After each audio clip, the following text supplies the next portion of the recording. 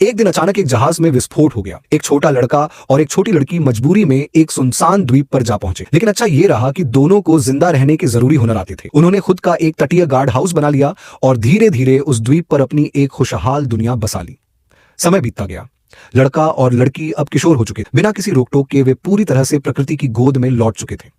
उनके दिलों में भी धीरे धीरे बदलाव आने लगा। जैक अक्सर सीपियों से मोती निकालकर मीनू को तोहफे में देता और मीनू उसे ताकती रहे, उसके मजबूत शरीर में खो जाती।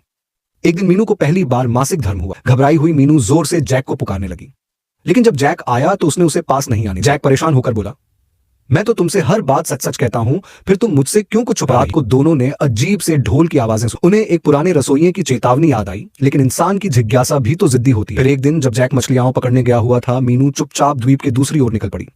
वहां उसने एक रहस्यमयी वेदी देखी और एक पत्थर की मूर्ति जो खून बहा रही। डर के मारे वह तुरंत भागकर जैक के पास पहुंची और सब कुछ बता। लेकिन मीनू को वो सब किसी राक्षसी ताकत की बजाय कुछ पवित्र सा लगा।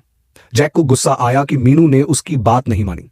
उसी रात मीनू ने सपना देखा कि जैक जहरीला पल खाकर पानी में डूब गया। डर के मारे वो चिल्ला पड़ी और जैक दौड़ा चला आया। मीनू अपने जज्बात नहीं रोक सकी और दोनों एक दूसरे को चूम बैठे।